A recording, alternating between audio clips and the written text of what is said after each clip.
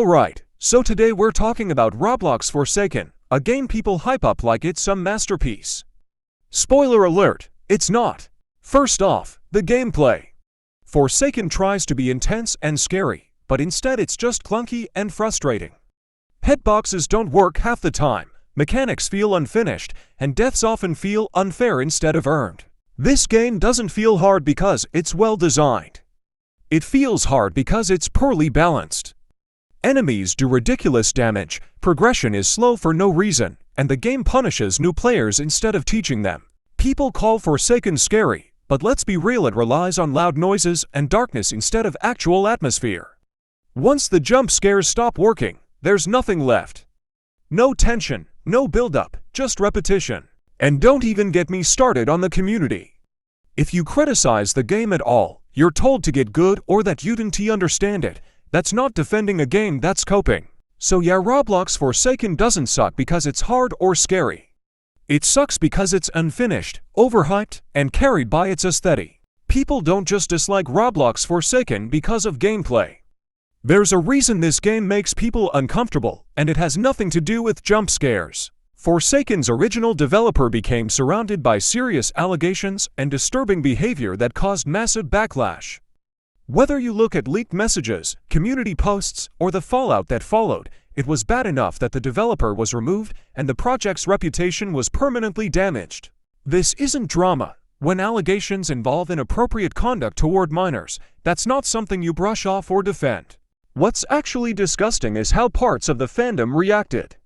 Instead of saying, "Hey, this is concerning," people rushed to defend the developer, downplay the allegations, or attack anyone who spoke up. If your first instinct is to protect a game instead of potential victims, you've already lost the plot. The Forsaken fandom has a pattern of being hostile, obsessive, and morally blind. Critics get dogpiled.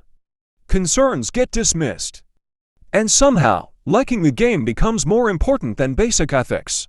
That's not passion, that's parasocial behavior. You can enjoy a game and still acknowledge its problems. What you can't do is pretend controversy doesn't exist just because it ruins the vibe. Forsaken isn't just flawed mechanically, it's permanently stained by its history and the way parts of its community chose to respond. Stop acting like criticism is hate and stop defending the indefensible. And on top of everything else, Forsaken has a huge originality problem because a ton of the characters in the game weren't even created for it. And on top of everything else, Forsaken has a huge originality problem because a ton of the characters in the game weren't even created for it. Multiple characters are clearly taken or heavily inspired from existing creators, OCs, and other media, and there's little to no evidence that permission was ever asked or that proper credit was given. In the Roblox community, that's a big deal. Character design is people's work. Their ideas. Their intellectual property. You don't just grab someone's creation, slap it into your game, and act like it's fine because you changed a few details. That's not inspiration, that's exploitation. What makes it worse is how normalized this became. Fans defend it by saying, "It's just Roblox," or "Everyone does it." That doesn't make it okay. It just means the standards are low. If your game needs to rely on other people's characters to stay relevant, that says a lot about the creativity behind it. Especially when those creators never agreed to be involved in the first place. So between the controversy, the fandom behavior, and the way creators were treated, Forsaken didn't just fail mechanically, it failed ethically. And to be clear, this isn't me hating Roblox horror as a whole. Because when it's done right, it works. Pillar Chase 2 is a perfect example. The gameplay is simple, but it's polished. Movement feels responsive, mechanics make sense, and when you die, it feels like your fault, not the game screwing you over. The difficulty is actually balanced.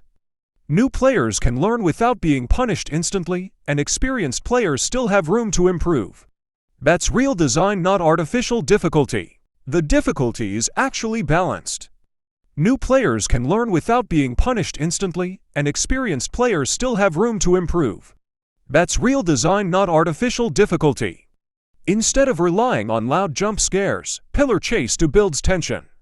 Sound design, pacing, and map layouts all work together to create actual fear. You're nervous because of what might happen, not because the game screamed in your ear.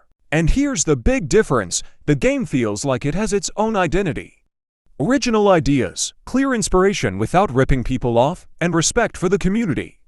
You can tell care went into it. The devs listen.